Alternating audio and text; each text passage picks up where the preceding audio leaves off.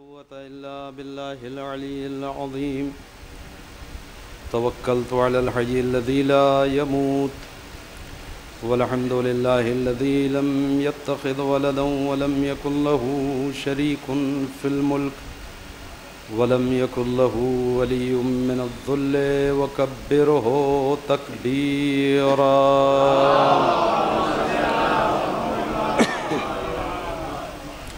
وأعوذ بالله من الشيطان اللعين الرجيم بسم الله الرحمن الرحيم الحمد لله رب العالمين بارئ الخلائق أجمعين باعث الأنبياء والمرسلين الصلاة والسلام والتحية والإكرام على بشير النذير السراج المنير شفيع المذنبين المخاطب بطه وياسين الرسول المسدد والنبي المؤيد والمصطفى الأمجد مولانا وسيدنا أبي القاسم محمد وعلى آله الطيبين الطاهرين المعصومين المظلومين ولعنة الله على أعدائهم أجمعين من الآن إلى قيام يوم الدين أما بعد فقد قال الله تبارك وتعالى في القرآن الحكيم بسم الله الرحمن الرحيم وجعلني من ورثة جنة النعيم صلوات محمد.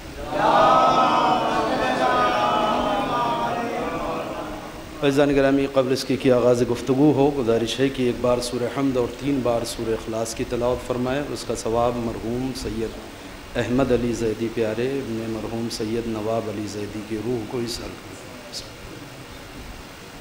اللہم صلی علی محمد وآل محمد صلی علی محمد وآل محمد اللہم صلی علی محمد.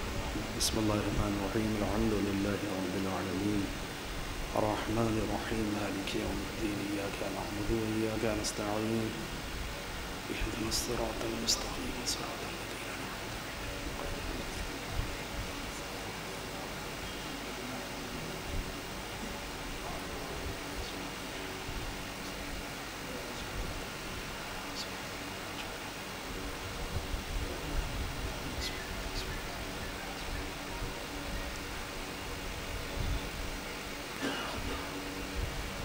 صلوات بر محمد وآل محمد. عزیزان گرامی، مجلس چہلم ہے، برائے سال ثواب ہے، لہذا چند باتیں اس موضوع کو پیش نظر رکھتے ہوئے آپ کے سامنے عرض کرنا ہے. اور چونکہ اس کے بعد پھر ایک مجلس اور ہے، وہ بھی بعنوان چہلم ہے، اور وہاں بھی مجھ حقیر ہی کو آپ سے خطاب کرنا ہے، لہذا نہ طولانی گفتگو یہاں ہوگی اور نہ وہاں.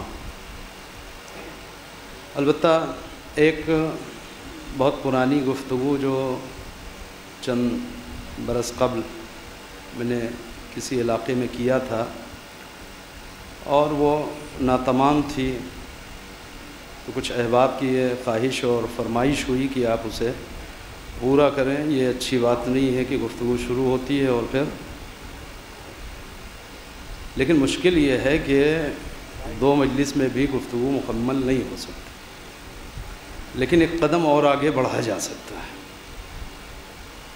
تو میں شکر گزار ہوں اپنے ان عزیز کا کہ جنہوں نے خاص اس مجلس کے لیے انہوں نے وہ موضوع یاد دلایا کہ آپ اس پہ گفتگو کریں. لہذا میں نے آپ کے سامنے اس موضوع کو چھیڑ تو دیا ہے، کسی حد تک گفتگو ہوگی اور جتنی ہوگی انشاءاللہ مفید ہوگی. انسان اس پوری حیات کو اس دنیا میں خرچ کرنے کے بعد جس چیز کا متمنی ہے اور جس چیز کی تلاش میں ہے وہ بہشت ہے، وہ جنت ہے. اگر جنت تک پہنچ گیا تو ادھر کی پوری زندگی کامیاب، اور اگر سب کچھ یہاں کمانے کے باوجود جنت رہ گئی تو یہ جو بھی حیات اس دنیا میں گزری ہے وہ مختصر ہو طویل ہو، 25-50 برس کی ہو، 100-200 سال کی ہو، اس سے فرق نہیں پڑتا، یہ پوری زندگی انسان کی برباد ہے۔ لہٰذا کل ملا کر کے انسان کے لیے جو اصل ہدف ہے وہ ہے بہشت، وہ ہے جنت۔ البتہ اب شاعروں کی گفتگو میں نہیں کرنا چاہتا، اس لیے کہ بہت سی باتیں صرف شاعری میں ہوتی ہیں، اور شاعری نے بہشت کو اتنی معمولی اور حقیر چیز بنا دیا ہے، جو سمجھتے ہیں کوئی بہت چھوٹی چیز ہے۔ بہشت کیا ہے؟ تم اپنی جنت کو ابھی اور کچھ دن سجاؤ، ہم تو کہیں اور جا رہے ہیں، یعنی ابھی جنت میں نقص ہے۔ اللہ اکبر۔ مسئلہ یہ ہے کہ خود عرفان خدا نہیں ہے، معرفت پروردگار نہیں ہے۔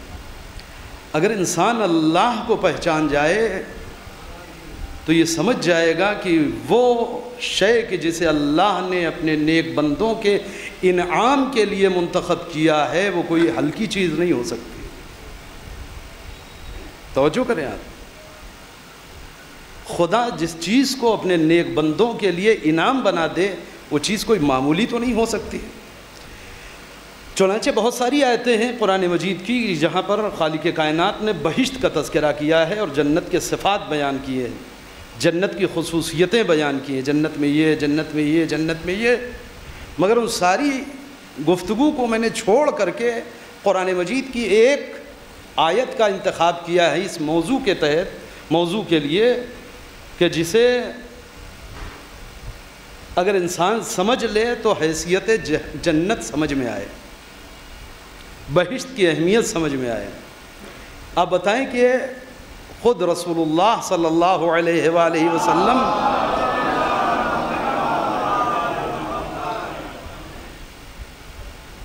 کے علاوہ پورے سلسلے رسالت و نبوت میں،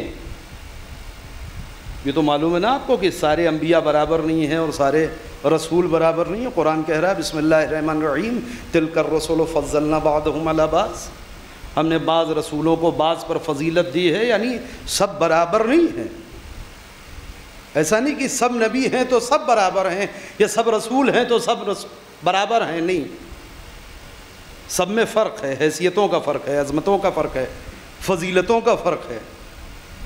تو اگر آپ پیغمبر کو الگ کر لیں تو پورے سلسلے رسالت و نبوت میں بعد پیغمبر اسلام سب سے زیادہ عظیم ترین نبی کون ہے؟ اگر حضور سرور کائنات کو الگ کر لیا جائے اور پیغمبر سردار انبیاء ہے، پیغمبر کی گفتگو تمام انبیاء کے ساتھ نہیں کی جا سکتی، لہذا جب آپ پیغمبر کو الگ کر لیں گے تو پیغمبر کے علاوہ سلسلہ رسالت و نبوت میں جناب ابراہیم سے زیادہ با عظمت، با فضیلت، با شرف کوئی نہیں۔ توجہ کریں آپ۔ اچھا، اس کی بھی بہت ساری دلیلیں ہیں اور گفتگو ہے، مگر کہاں تک باتوں کو سمیٹ کر کے آگے بڑھوں آپ کے سامنے۔ جناب ابراہیم سے زیادہ فضیلت کسی اور نبی کی نہیں ہے۔ خود جناب ابراہیم کی ذریت میں ہونے پہ پیغمبر نے فخر کیا ہے۔ ابراہیم یعنی خلیل خدا، ابراہیم یعنی معمولی بات نہیں، انسان نالائقوں کی دوستی فخر کرتا ہے۔ اگر کوئی انسان نالائق بھی ہو اور ذرا سا مقام و مرتبہ اور دنیاوی جاہ و جلال اور روپیہ و پیسہ و دولت و سرمایہ رکھتا ہے اور ایسے انسان سے ہماری دوستی ہو جائے، چاہے وہ فوٹو ہی کی حد تک ہو، اگر ساتھ میں ایک فوٹو کھنچانے کا موقع مل جائے تو آپ بتائیں کہ اسے ڈرائنگ روم کی زینت بناتا ہے۔ کیوں؟ اس لیے کہ یہ سمجھ رہا ہے کہ ایک بڑا انسان ہے، اب چاہے وہ ان کو نہ بھی پہچانتے ہوں مگر اس کی ساری زندگی کے فخر کے لیے کافی ہے۔ صاحب فلاں صاحب سے بڑے اچھے تعلقات ہیں، فلاں صاحب کے بہت قریبیوں میں ہیں، ان کے ساتھ ان کا فوٹو ان کے ڈرائنگ روم میں لگا ہوا ہے۔ آپ بتائیں کہ جس کا دوست خدا ہو، جو خلیل خدا ہو، اچھا نہیں، بات میں تھوڑا سا فرق ہے. مسئلہ یہ نہیں کہ جناب ابراہیم خدا کو دوست کہہ رہے ہیں، مسئلہ یہ ہے کہ خدا ابراہیم کو دوست کہہ رہا ہے. صلوات پڑھیں محمد والے محمد پر. خدا ابراہیم کو دوست کہہ رہا ہے، اللہ نے جناب ابراہیم کو اپنا دوست بنایا ہے. توجہ کریں آپ. تو ان دونوں باتوں میں فرق ہے. کسی بڑے آدمی کے لیے میں کہوں کہ وہ ہمارے دوست ہیں، اس کی کوئی حیثیت نہیں، مگر وہ یہ کہہ دے کہ میں ان کا دوست ہوں تو اس کی حیثیت ہے. توجہ کریں آپ. اصل میں وہ سارا واقعہ جو جناب ابراہیم کا آپ سنتے رہتے ہیں کہ وہ ایک منزل آئی کہ اللہ نے 4 پرندوں کو لے کر کے ذبح کرنے کا حکم دیا اور پھر ان کے جسم اور ان کے گوشت کو آپس میں ملا کر کے قیمہ بنا کر کے اور 4 پہاڑیوں پہ رکھنا اور پھر آواز دینا، یہ سب ہوا کیوں تھا؟ توجہ کریں. اصل میں جناب ابراہیم کو یہ بات پتہ چلی تھی کہ اس زمین پر سے خدا ایک بندے کو اپنا دوست منتخب کرے گا. اللہ اس روئے زمین پر سے ایک بندے کو اپنا خلیل بنانے والا ہے. جب یہ خبر جناب ابراہیم کو ملی تو جناب ابراہیم کے اندر یہ اشتیاق اور بے چینی پیدا ہوئی ہے، کاش وہ انسان میں ہوتا جسے خدا دوستی کے لیے منتخب کر لے. اس سے بڑا شرف تو نہیں ہو سکتا کوئی. توجہ کریں. لہذا اب یہ بے چینی بڑھی کہ پتہ نہیں وہ روئے زمین پہ وہ انسان، وہ خوش نصیب کون ہے کہ جسے خدا اپنا دوست بنائے گا. اب اس کی ایک علامت ہے، اور وہ علامت کون سی ہے؟ یہ سب خبریں کون دے رہا تھا؟ جناب جبرائیل کی، جو بکریاں اور بھیڑوں کے چرانے کے وقت کسی انسانی شکل میں جناب ابراہیم کے ہمراہ اکثر ہوئے ہیں. ان کا بھائی آپ کو جب اتنا پتہ ہے کہ اللہ اس روئے زمین سے ایک انسان کا انتخاب کرے گا اپنی دوستی کے لیے، تو کچھ اس کا اتا پتہ بھی تو ہوگا. وہ خوش نصیب کون ہوگا؟ صاحب میں اتنا جانتا ہوں کہ وہ اس کی نشانی اور علامت یہ ہے کہ جسے خدا اپنا دوست بنانے والا ہے، اس کی نشانی یہ ہے کہ اس کے کہنے پہ وہ مردوں کو زندہ کرے گا. توجہ کریے کہ بس اتنا کافی ہے. اب بارگاہ پروردگار میں آ کر کے ایک التجا ہے، مگر سیدھے سیدھے نہیں بات کر رہے ہیں کہ مالک تو کسے دوست بنانے والا ہے، کس کا انتخاب کرنے والا ہے، کیوں نہیں مجھے ہی اپنا دوست بنا لیتا. مگر سلیقہ دیکھیں جناب ابراہیم کا، بارگاہ پروردگار میں آ کر کے ادب سے پوچھ رہے ہیں مالک میں دیکھنا چاہتا ہوں کہ تو مردوں کو کیسے زندہ کرتا ہے. بات سمجھے اس کے پیچھے کی کہانی کیا ہے؟ میں یہ دیکھنا چاہتا ہوں کہ تو مردوں کو کیسے زندہ کرتا ہے. رب ارنی کیف تحیی الموتى. مالک کچھ نہیں چاہیے، بھئی یہ دکھا دے کہ مردوں کو زندہ کرتا کیسے ہے. کیوں؟ جناب ابراہیم جانتے ہیں کہ اگر میری اس درخواست پر خدا نے مردوں کو زندہ کر کے دکھا دیا تو پھر شکر کا مقام ہے کہ اس روئے زمین پر وہ خلیل خدا میں ہی ہوں جسے خدا کا انتخاب ہونے والا. صلوات پڑھیں محمد والے محمد.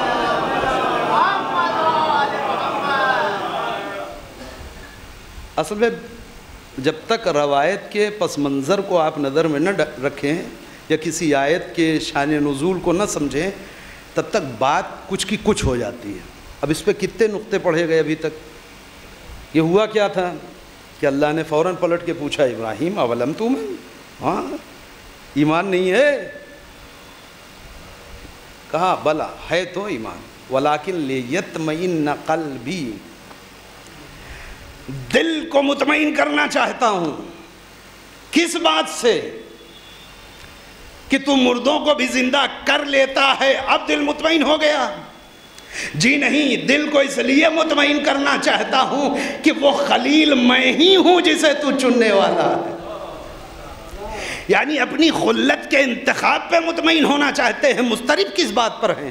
پریشان کس بات پہ ہیں؟ اس بات پر کہ آیا خدا میرا مردوں کو زندہ کر سکتا ہے یا نہیں. اب یہ بتائیں کہ اتنی چھوٹی سی کوئی بات جناب ابراہیم کے شان شان ہے، شایان شان ہے۔ ایک عام مومن، ایک عام مسلمان بھی اتنا بہرحال عقیدہ اور اطمینان رکھتا ہے کہ خدا مردوں کو زندہ کر سکتا ہے۔ توجہ کریں آپ، جائے کہ نبی، نبیوں میں بھی رسول، رسولوں میں بھی امام، توجہ کریں، اور وہ خدا سے یہ کہہ رہا ہے کہ میں اپنے دل کا اطمینان چاہتا ہوں، لہذا دیکھنا چاہتا ہوں کہ مردے کیسے زندہ ہوتے۔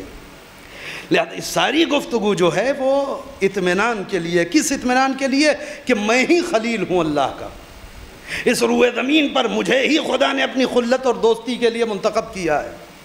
تو میں صرف اتنا کرنا چاہ رہا ہوں کہ جس بندے کا انتخاب اللہ نے خلت کے لیے کیا ہو، جسے نبوت دی ہو، جسے رسالت دی ہو، جسے امام بنایا گیا ہو، جسے اس قدر عظمتیں دی گئی ہوں، وہ اپنی دعاؤں میں، وہ اپنی نمازوں میں خدا سے دعا کر رہا ہے، رب وَاجْعَلْنِي مِنْ وَرَثَةِ جَنَّةِ النَّعِيمِ، مالک یہ سب کچھ تو نے دے دیا، ایک چیز کی دعا ہے، اور وہ کیا ہے؟ کہ مجھے بھی جنت کے وارثوں میں سے قرار دے۔ بات یہی چل رہی تھی نا۔ اب آپ بتائیں کہ جس چیز کی آرزو جناب ابراہیم جیسے نبی کے دل میں ہو، وہ کوئی حقیر چیز ہے؟ وہ کوئی معمولی شے ہے؟ توجہ کریں، اصل میں انسانی زندگی کا، پوری زندگی اور پوری حیات جو انسان خرچ کرتا ہے، اس کا ایک انعام ہے اور بس، اس کے علاوہ اور کوئی انعام نہیں ہے، جسے خود امیر کائنات حضرت علی ابن ابی طالب علیہ السلام نے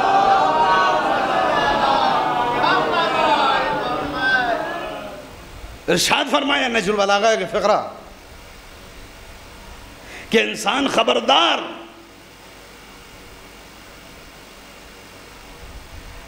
تمہاری قیمت جنت سے کم کچھ ہے ہی نہیں۔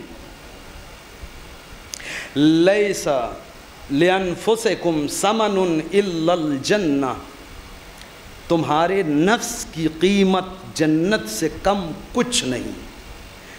فَلَا تَبِيعُوهَا إِلَّا بِهَا، تو اس سے کم میں اپنے آپ کو نہ بیچنا۔ یعنی انسان کی پوری حیات، انسان کے نفس، انسان کی زندگی کی جو اصل قیمت ہے، سرمایہ، وہ کیا ہے؟ بہشت۔ اب اگر اس بہشت سے کم پہ کوئی راضی ہے تو اس نے اصل میں اپنے آپ کو نہیں پہچانا ہے، یا اپنے آپ کو نہیں پہچانا ہے، یا بہشت کو نہیں پہچانا ہے، یا جنت کو نہیں پہچانا ہے۔ اب میں گفتگو کو چھوڑتے ہوئے جلدی سے موضوع پہ آ جاؤں تاکہ کسی حد تک بات اس مجلس میں شروع ہو جائے، جو بات آگے بڑھنی انشاءاللہ۔ مسئلہ یہ ہے کہ ہماری تاریخ میں اسلام کی جہاں بہت سارے واقعات ہیں، خیبر کا واقعہ، خندق کا واقعہ، بدر کا واقعہ، ہجرت کا واقعہ، پیغمبر اسلام کی حیات میں، اس میں ایک اور عظیم واقعہ ہے، اور وہ واقعہ ہے معراج کا واقعہ۔ توجہ کریں آپ، وہ واقعہ معراج کا، یعنی جس شب اللہ اپنے پیغمبر کو لے گیا آسمان پر اور سیر کرائی اس کو۔ سبحان الذی اسری بعبدہ لیلا من المسجد الحرام الی المسجد الاقصی، خود ایک موضوع ہے معراج۔ بابرکت ہے وہ ذات کی جو راتوں رات اپنے بندے کو لے گئی مسجد حرام سے مسجد اقصی تک، اور وہ سارا معراج کا واقعہ اور سارا سفر، میں جتنا آپ نے سب سن لیا ہے معراج، اس کو چھوڑ کر کے میں سنانے والا ہوں۔ پیغمبر کی ایک بہت طولانی حدیث ہے، اصل میں حدیث بہت لمبی، لہذا میں پوری کتاب لے کر کے آیا ہوں۔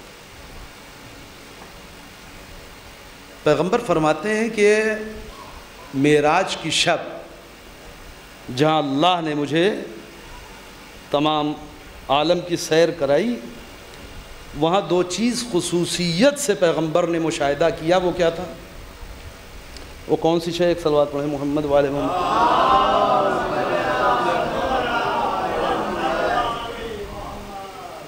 ایک اور صلوات پڑھ لیں محمد والے محمد.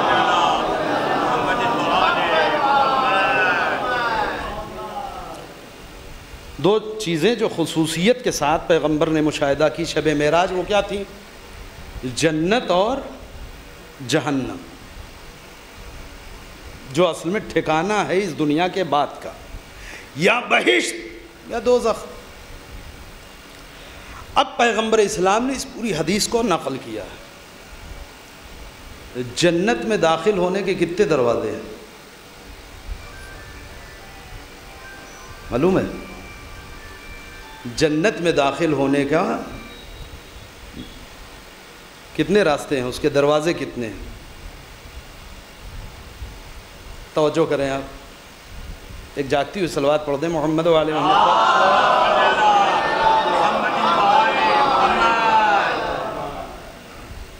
اچھا، جہنم میں داخلے کے کتنے دروازے ہیں؟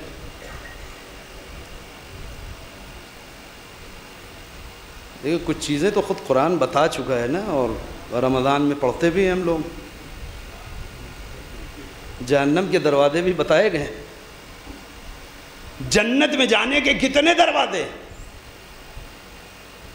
اچھا، بزرگوں کو تھوڑی دیر کے لیے میں زحمت دے رہا ہوں کہ وہ مجھے معاف فرمائیں، میں اپنے نوجوانوں اور بچوں سے تھوڑی سی ایک گفتگو کر لوں. اور وہ کیا ہے کہ دروازہ جب جنت و جہنم کے لیے کہا جاتا ہے تو اس کا کیا مطلب ہے؟ جیسے اس امام بارگاہ کے دروازے ہیں. سوچیں، اگر آپ مجلس سننا چاہ رہے ہیں تو میرے ساتھ چلیں. جیسے اس امام بارگاہ کے دروازے ہیں، یا آپ کے مکان میں دروازہ ہے، یا میرے گھر میں دروازہ ہے. دروازہ جب کہا گیا حدیث میں یا روایت میں یا قرآن مجید کی آیت میں، تو اس کا کیا مطلب ہے؟ کہ واقعی بہت مضبوط قسم کا وہ خیبر کی طریقے کا دروازہ رکھا ہے اور تالا بند ہے، اور اس پہ پہرے دار کھڑے ہیں کہ ارے کسی طریقے سے کوئی کود کات کے جنت تک نہ پہنچ جائے. کیا مطلب ہے؟ جنت کے دروازے اور جہنم کے دروازے، اس کا مطلب کیا ہوا؟ کئی عقلی نہیں ہے، یہ چیز عقلی نہیں ہے کہ وہاں دروازہ لکڑی کا ہو، لوہے کا ہو، اسٹیل کا ہو، اور موٹے موٹے سے خوب تالے ہوں اور اس پہ پہرے دار ہوں. توجہ کریں آپ، یہ چابیوں کو لیے ہوئے بالکل مضبوطی سے کھڑے ہیں کہ بغیر ہماری پرمیشن کے کوئی ایک بھی جنت میں نہ جانے پائے. اس لیے کہ اتنے ہزاروں کروڑوں افراد کی بھیڑ ہوگی کہ وہ بیچارے فرشتے کہاں تک سنبھالیں گے؟ جناب آدم سے لے کر کے صبح قیامت تک کے تمام افراد روضے محشر اکٹھا ہے، تو فرشتے کہاں تک سنبھالیں گے؟ تو صاحب سارے دروازے بند کر دیے جائیں. کبھی کبھی ہوتا ہے تبرک بٹنے لگتا ہے، تو اگر امام باڑے کے کئی راستے ہیں تو سب بند کر کے ایک سے جو ہے وہ آمد و رفت رکھی جاتی ہے تاکہ مجمع کو کنٹرول کیا جائے. کیا بہشت یا جہنم کے دروازے یہی ہے؟ جی نہیں. ایک لفظ میں دروازہ آپ سمجھ لیں. جب جنت یا جہنم کے لیے لفظ دروازہ آتا ہے، اچھا آپ تو بخوبی جانتے ہیں کہ دروازہ کیا ہے. جب پیغمبر نے فرمایا کہ انا مدینۃ العلم وعلی بابها، میں شہر علم ہوں اور علی اس کا دروازہ ہے. اس دروازے میں کون سا دروازہ مراد ہے؟ کیا مطلب ہے؟ علی شہر علم کا دروازہ ہے. اس سے کیا مطلب ہے؟ پیغمبر، یہ امیر کائنات کی فضیلت بیان ہو رہی ہے.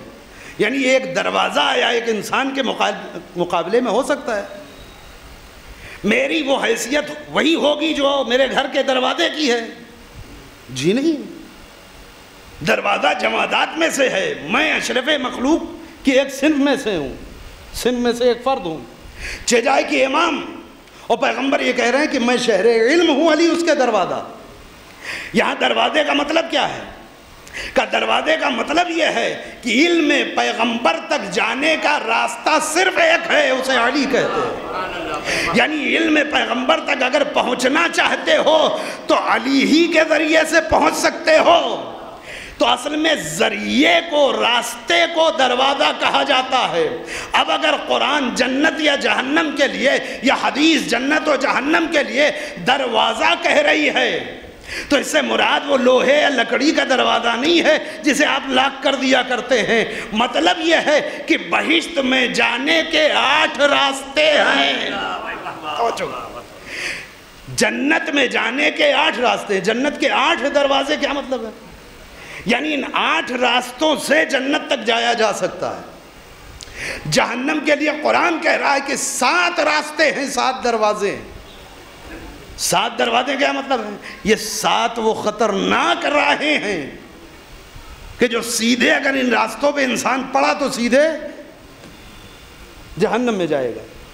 تو قرآن یا حدیث جب جنت اور جہنم کے راستے اور دروازے گناتی ہے تو اس سے مراد کیا ہے کہ وہ راستہ، لہذا بہشت کے لیے 8 راستے۔ اب میں صرف ایک شروع کر دے رہا ہوں مجلس کو تمام کرنے کے لیے۔ بہشت تک جانے کے 8 راستے ہیں۔ کس حدیث میں ہے؟ اسی طولانی حدیث میں جو شب معراج کی سب سے طویل حدیث ہے کہ حضور سرور کائنات حضرت محمد مصطفیٰ صلی اللہ علیہ وآلہ وسلم،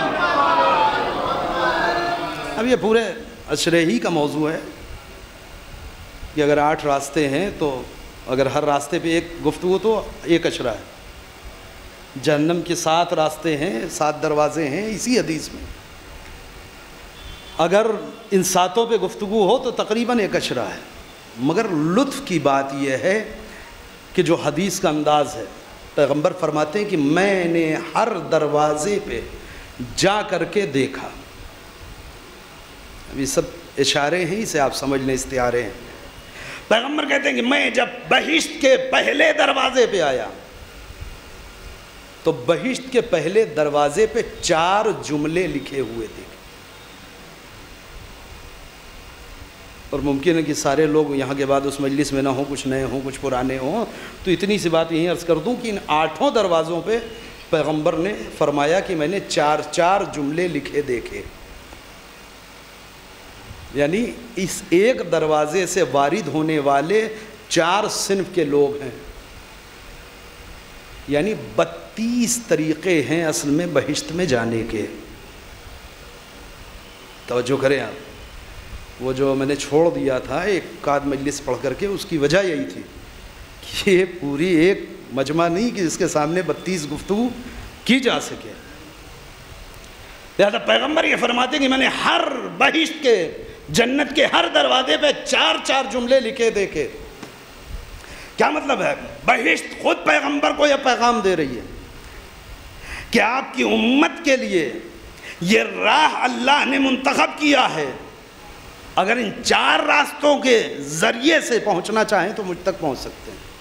اور اسے پھر دوسرے دروازے پہ 4 جملے، تیسرے پہ 4 جملے، 5ویں پہ 4 جملے، الی آخری 8 دروازوں پر 4 جملے، 32۔ توجہ کریں آپ، لہذا میں جلدی سے تھوڑا سا حدیث کی ابتدا آپ کے سامنے کر دوں۔ پیغمبر فرماتے ہیں فَعَلَى أَوَّلِ بَابٍ مِّنْهَا مَكْتُوبٌ، جب میں سب سے پہلے دروازے پہ پہنچا تو میں نے اس پہ ایک جملہ لکھا دیکھا۔ اچھا، یہ دروازوں کی شان ہوتی ہے کہ دروازوں پہ اچھے فقرے لکھے جائیں۔ میں مجبور ہوں کہ مجھے مجلس کو مختصر رکھنا ہے، ورنہ یہ ساری لطیف باتیں ہیں۔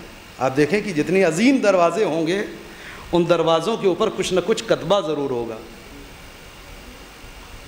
خیر جانے دے پھر کبھی اس کو۔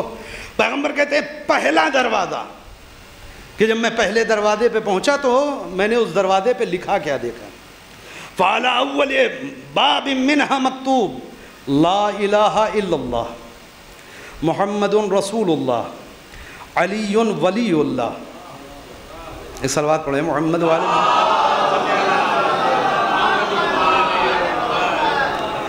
یہ تو موضوع ہے، اس لیے کہ یہ فقرہ 8 کے 8 دروازوں پہ لکھا ہے، جملے اس کے بعد ہیں۔ پیغمبر کہتے ہیں پہلے دروازے پہ جب میں رکا، شب معراج کی گفتگو ہے، تو میں نے اس پہ کچھ جملے لکھے دیکھے۔ کیا لکھا پہلے دیکھا؟ لا الہ الا اللہ محمد رسول اللہ علی ولی اللہ. اب کام کی بات شروع ہو رہی ہے. جو اس راستے سے گزرنا چاہے اس کا طریقہ کیا ہے. پیغمبر کہتے ہیں کہ اب جو 4 جملے اس پہ لکھے تھے وہ سن لیجئے. جملہ کیا ہے؟ لِكُلِّ شَيْءٍ حِيلَةٌ وَحِيلَةُ الْعِيشِ الْقِنَاعَ وَبَذْلُ الْحَقِّ وَتَرْكُ الْحِقْدِ وَمُجَالَسَةُ أَهْلِ الْخَيْرِ. توجہ. پہلا جملہ کہ جو بہشت کے پہلے دروازے پر لکھا ہے وہ کلمے کے بعد کیا لکھا ہے؟ لِكُلِّ شَيْءٍ حِيلَةٌ. ہر کام کے لیے کوئی نہ کوئی بہانہ اور راستہ موجود ہے. ایک صلوات پڑھے محمد.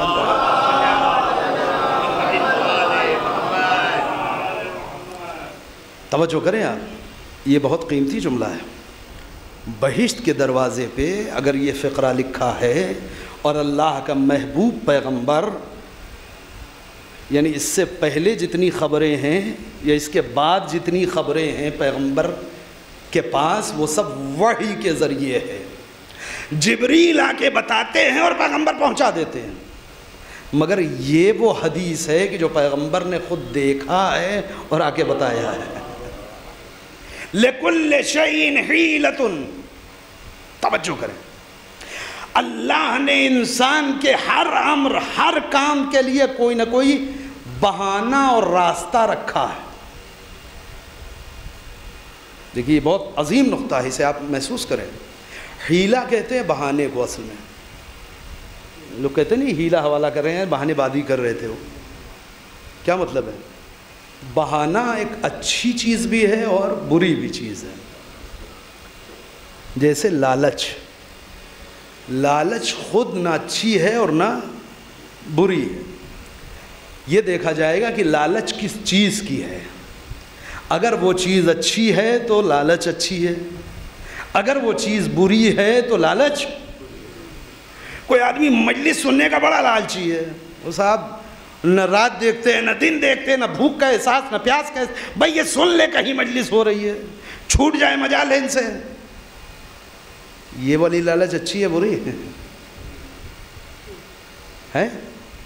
تو لالچ کوئی بذات خود کوئی بری چیز نہیں ہے. توجہ کریں آپ. پیغمبر کے لیے قرآن یہ کہہ رہا حریص علیکم. یا ایسا پیغمبر ہے کہ جو تمہاری ہدایت کا لالچی ہے.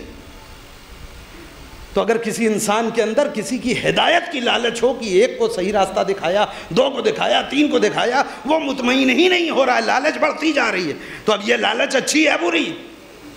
کہا بالکل اچھی ہے. مگر کوئی انسان مال کا لالچی ہے تو یہ برا ہے. کوئی مقام کا لالچی ہے برا ہے.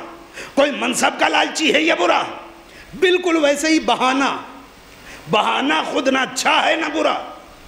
یہ دیکھا جائے گا کس راستے کے لیے، کس کام کے لیے بہانہ تلاش رہا ہے. اگر سارے راستے بند کر دیے جائیں، بہت اہم جملہ دے رہا ہوں، اگر سارے راستے بند کر دیے جائیں اور اپنی زیرکی، اپنے ہوش، اپنی فکر، اپنی عقل کے ذریعے سے کہ ہر طرف پابندی عائد کر دی جائے ذکر حسین نہیں ہوگا، اور کہیں عقل کے ذریعے سے کوئی راستہ ایسا نکال لیا جائے کہ جیسے ہمیشہ مجلس ہوتی تھی ویسی نہ صحیح کسی طریقے سے اگر یاد حسین منائی جا سکتی ہے، تو یہ جو بہانہ ہے مجلس کا، اس سے خوبصورت بہانہ دنیا میں کوئی نہیں. یہ بہشت کی دروازے پر لکھا پہلا فقرہ ہے لِكُلِّ شَيْءٍ حِيلَةٌ. یہ کوئی کہہ ہی نہیں سکتا کہ سارے راستے بند.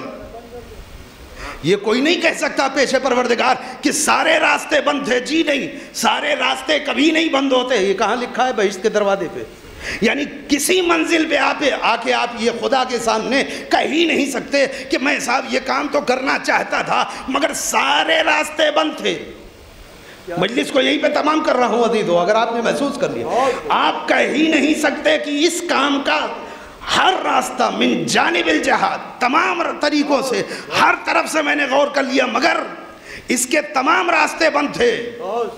کوئی بہانہ نہیں تھا اس کو قائم کرنے کا، اس تک پہنچنے کا، اس کو برپا کرنے کا. لہذا ہم مجبور ہو گئے. بہشت گواہی دے رہی ہے کہ اللہ نے کوئی چیز ایسی بنائی ہی نہیں جس کے تک پہنچنے کا کوئی نہ کوئی راستہ نہ رکھا ہو. توجہ، کوئی نہ کوئی بہانہ نہ رکھا ہو. میں جملہ کہہ رہا ہوں، کربلا کا پیغام ہی یہ ہے. اگر کوئی کربلا سے بہشت کو الگ کر کے سمجھے گا کبھی سمجھ میں نہیں آئے گی. پہلا پیغام ہی کربلا کا شروع ہوتا ہے کہ جب کوفے پہ چاروں طرف پہرے بٹھا دیے جائیں تو بھی جو حبیب ہوگا وہ بہانہ ڈھونڈے گا کربلا پہنچے.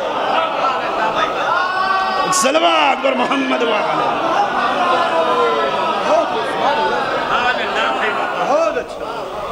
اتنا سیل کوفہ، کیا کہنا. کوفے والے کہہ سکتے ہیں کہ کوئی راستہ نہیں بچا تھا کربلا جانے کا. کوفے کا کوئی کہہ سکتا ہے پیش خدا کہ مالک ہم تو جانا چاہتے تھے، ہم نے خط لکھ کے بلایا تھا حسین کو، مگر ہم کیا کریں؟ جب تک امام کربلا پہنچتے تب تک کوفے کے چپے چپے پہ پہرا. کوئی عدالت نہیں، کوئی حکومت نہیں، کوئی سنوائی نہیں، کوئی جج نہیں، سیدھے سر قلم. کیا کریں؟ جان بچانا واجب ہے یا نہیں؟ کتنے راستے، کتنی شکلیں بنا کے آتا ہے شیطان. اصل میں جب دین کے نام پہ ہمیشہ من کی بات سنائی جائے گی قوم کو تو ایسی ہی قوم تیار ہوتی ہے. پیغام ہے انسانیت، اور اس وقت ضروری ہے عزاداری کو بچانا، نہیں عزادار کو بچانا. جی امام بھی کیا خوش ہوں گے کہ کوئی عزادار پھنس جائے اور پریشان ہو جائے. کتنا جذباتی فقرہ ہے. ائمہ زندہ رہے ہیں، متوکل نے پہرے بٹھا دیے زیارت کربلا پر.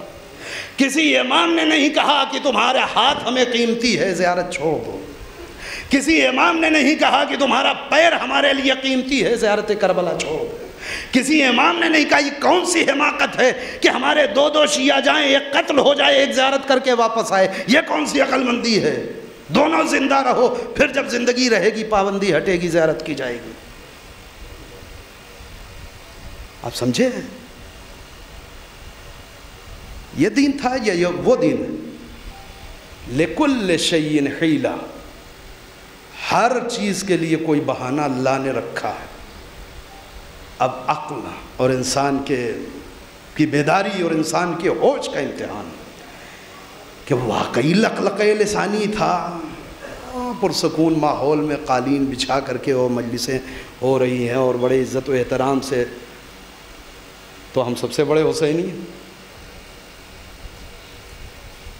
پابندی، اچھا بڑی دلیل ہے. میں کہاں تک پہنچے؟ روز تو میں بھی دیکھ رہا ہوں نا سوشل میڈیا پہ ہر آدمی ایک دلیل لے کر کے آ جاتا ہے. امام خمینی صاحب اور پیرس میں تھے، وہ مرغا ذبح کیا گیا، اور انہوں نے پوچھا کام والی سے کہ یہ کہاں سے لائی تم؟ تو اس نے کہا میں بازار سے نہیں لائی ہوں، میں خود مرغا لے کر کے آئی تھی اور ذبح کیا تھا میں نے، حلال ہے بالکل، اور آپ کے لیے پکایا ہے.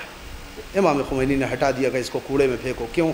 جس ملک میں ہم رہ رہے ہیں وہاں کے قانون میں یہ نہیں ہے کہ گھر میں کوئی چیز ذبح کی جائے، لہذا ہم جس ملک میں رہ رہے ہیں وہاں کے قانون کا احترام کریں گے. بالکل صحیح واقعہ یہ، لیکن آپ سمجھے نہیں.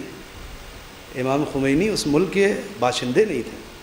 باشندے کے حقوق الگ ہوتے ہیں، پناہ گزینوں کے حقوق الگ ہوتے ہیں. پناہ جب کوئی کسی ملک میں لیتا ہے، شرع لیتا ہے، تو کچھ شرائط کے اوپر سگنیچر کرتا ہے کہ ہم کیا کیا کریں گے، کیا کیا نہیں کریں گے. آپ کو پتہ ہے، آپ امام خمینی کے ایک واقعہ لا کر کے تھوپ دیجئے پورے ہندوستان کے سر پہ. چلیے شیخ زکزکی کیا کر رہے ہیں؟ شیخ زکزکی سے زیادہ آپ امام خمینی کے ماننے والے ہیں. اس ملک کا اجازت نہیں دیتا قانون. اتنے لوگ ہر سال مر رہے ہیں، عزاداری پہ پہرا، جلوسوں پہ پہرا، کیا بند کر دیا انہوں نے؟ اس کا مطلب یہ قطعاً نہیں ہے کہ بے سوچے سمجھے بغیر عقل کے استعمال کے. ہاں ان لوگوں کی ذمہ داریاں ہیں کہ جن کے ہاتھوں میں کسی حد تک قوم کی باغ ڈور ہے، یا قوم یا حکومت انہیں نمائندے قوم سمجھتی ہے. اگر عقل کے ذریعے سے بات کی گئی ہوتی تو شاید بہت سارے راستے نکل سکتے تھے، اور ابھی بھی نکل سکتے. اس کے کچھ خاص جو پوائنٹس ہیں وہ پہنچائے جا رہے ہیں. انشاءاللہ ممکن ہے کہ خدا اور کوئی راستہ نکالے، لیکن اگر نہیں تو عزاداری پہ پہرا لگ سکتا ہے. ازا پہ پہرا نہیں لگ سکتا. ازا اور ازاداری میں فرق ہے. ازاداری وہ رسومات ہیں کہ جو ہم دیکھتے ہیں. ازا نفس کی ایک کیفیت کا نام ہے. یہ ہو سکتا ہے کہ فرش ازاداری پہ بیٹھا ہو مگر ازادار نہ ہو. اور یہ ہو سکتا ہے کہ گھر کی چہار دیواری میں ہو لیکن ازادار ہو. نفس کے اوپر غم کی ایک کیفیت کا طاری ہونا اسے کہتے ہیں ازا. اور یہ ہے ازادار. لہذا اس نقطے کے تحت انسان کوشش شروع کرے کہ لِكُلِّ شَيْءٍ حِيلَةٌ. اللہ نے ہر چیز کے لیے ایک حیلہ. اور یہ پوری طویل حدیث اسے علامہ مجلسی نے بہار میں لکھا ہے. اس کے حوالے اور بھی کتابوں کے حوالے ہیں, آپ دیکھنا چاہیں مجھ سے دیکھ سکتے ہیں. راستہ رکھا ہے. انسان کا کام کیا ہے کہ اس راستے کو تلاشے, اس راستے کو تلاشے.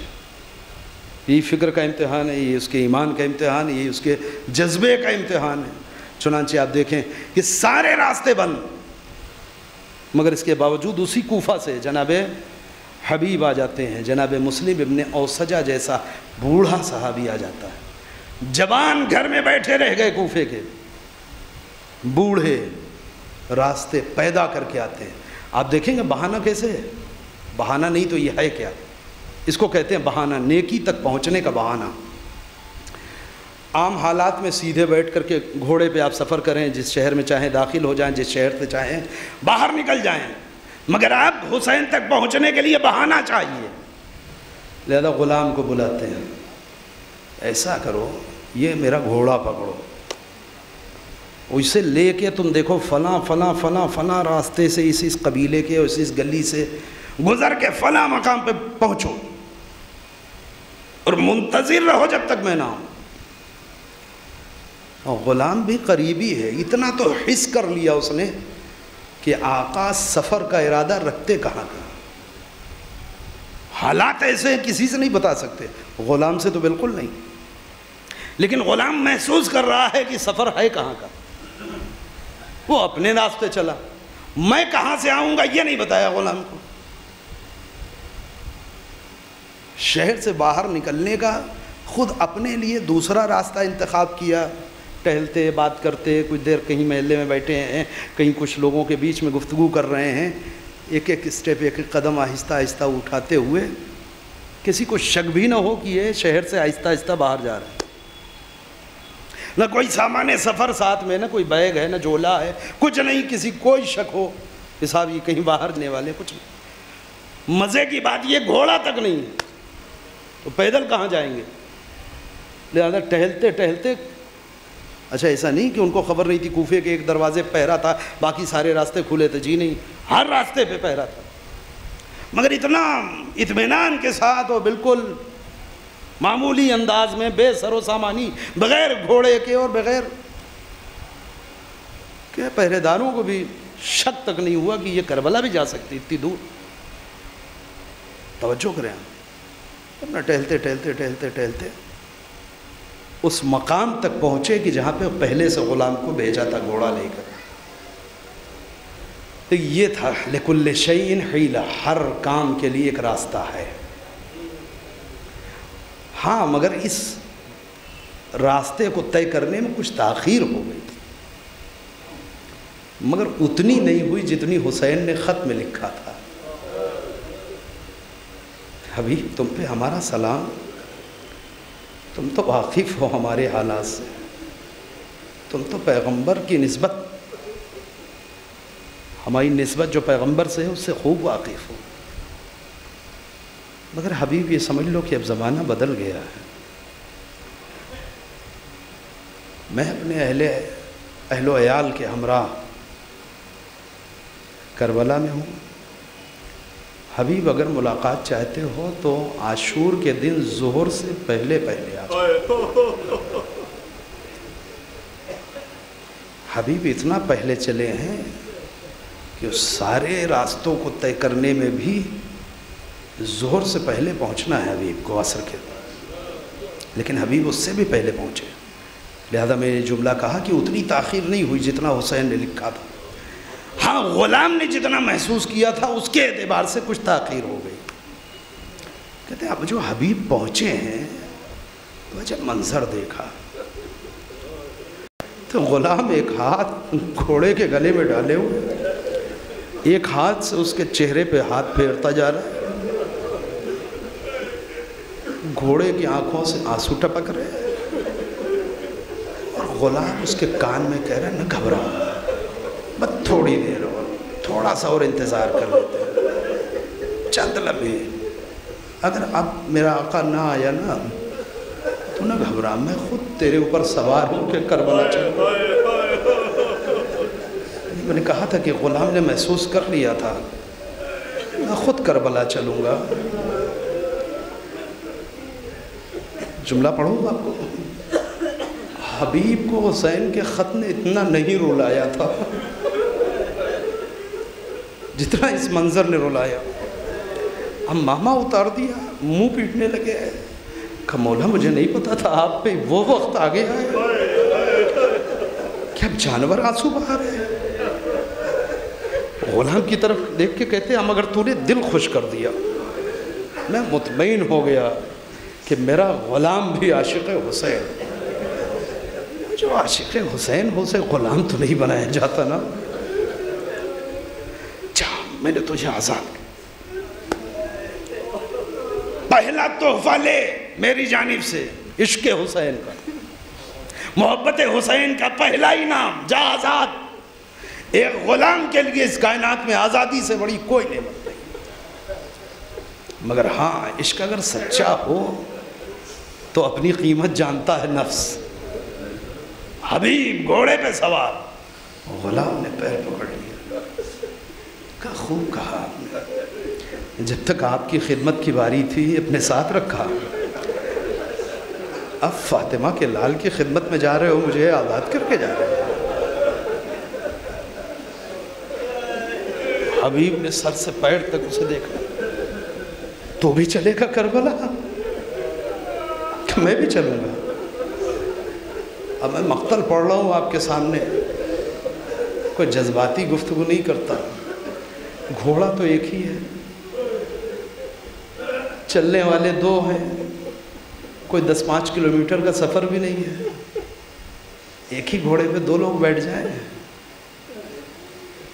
کہتے قرآن منع کرتا ہے، اسلام منع کرتا ہے، کسی جانور پہ بھی اس کی طاقت سے زیادہ بوجھ نہ ڈالو.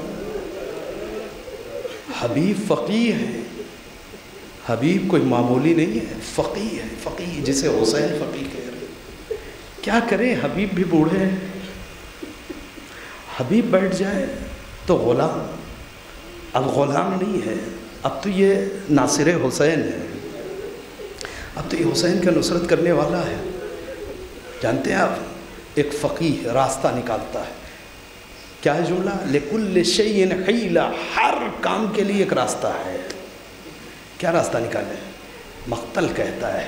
حبیب نے اس سے کہا اہلاً وسہلاً، آؤ بسم اللہ چلتے. مگر دیکھو سفر طویل ہے، پیدل نہیں چلا جا سکتا ہے. پھر کیا ہو، اب نہ تم غلام ہو نہ میں آقا ہوں، اب حیثیت میں دونوں برابر ہیں، دونوں نصرت حسین کے لیے جا رہے ہیں. حیثیت میں دونوں برابر ہیں، کیا کیا جائے؟ آقا جو آپ حکم دے دیں. کہا نہیں کوئی حکم نہیں ہے. مقتل نے لکھا کہ عالم یہ تھا کہ کچھ دور تک گھوڑے پہ حبیب چلتے تھے، غلام دوڑتا چلتا تھا. کچھ دور کے بعد غلام کو بٹھا دیتے تھے، خود گھوڑے کے پیچھے دوڑتے چلتے. اس طریقے سے حسین کے کچھ جانثار کوفے سے کربلا. مجلس تمام کر دوں عزیزو، آپ نے گریہ کر لیا ہے، 2 فقرے اور جب مجلس تمام. ذاکرانہ انداز میں چاہے جو کوئی پڑھ دے، مگر جب مقتل ڈھونڈیے گا پورے مقتل میں ایک سلام ملے گا جناب زینب کا، بس دوسرا کوئی سلام جناب زینب کا نہیں ہے. وہ سلام کب ہے؟ کہتے جب یہ 2 جانثار ایک گھوڑے پہ گھوڑے کے ساتھ دوڑتے ہوئے اصحاب حسین کے قریب پہنچے، مجھے نہیں ملتا مقتل میں، نہ میں سمجھ سکتا ہوں کیا انداز ہوگا حسین کا جو حر کی آمد پہ اتنا خوش ہو کہ عباس تم آگے بڑھو، علی اکبر تم آگے بڑھو، قاسم تم آگے بڑھو، اور پھر حسین آگے بڑھ رہے ہو۔ اس کا جب حبیب آ رہا ہوگا،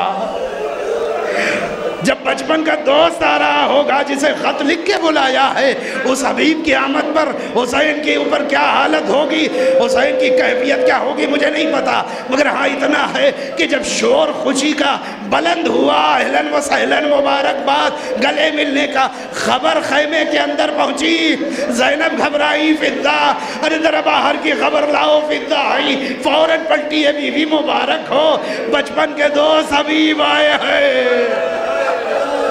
اے عزیزو فوراً شہزادی نے کہا فضہ ایک زحمت اور کرو، جلدی جاؤ، حبیب کو میرا سلام بھی کہو، شکریہ بھی کہو۔ جیسے ہی یہ فقرہ فضہ نے آ کے سنایا، حبیب نے امامہ اتارا، خاک کربلا پہ بیٹھے، خاک اٹھا کے سر پہ ڈالنے لگے۔ ہائے وہ دن آ گیا، اب غلاموں کو سلام کہلایا جائے گا۔ مجلس تمام ہو گئی۔ عزیزو ایک جملہ کہوں، میرا دل کہتا ہے حبیب، ارے شاید اسی لیے حسین نے تمہیں خط لکھ کے کربلا بلا لیا۔ حبیب کوفے رہ کے کیا کرو گے؟ اگر کوفے میں رہے اور زندہ رہے تو کل کو یہی زینب کوفے سے گزرے گی۔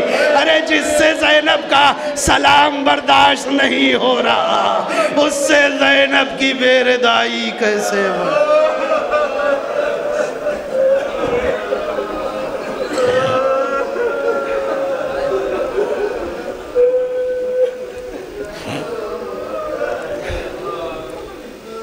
الا لعنت اللہ القوم الظالمین ربنا تقبل منا انک انت السمیع العلیم۔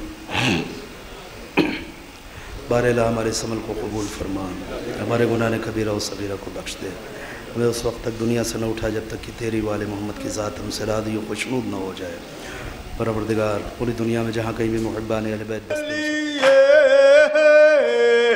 سرزمین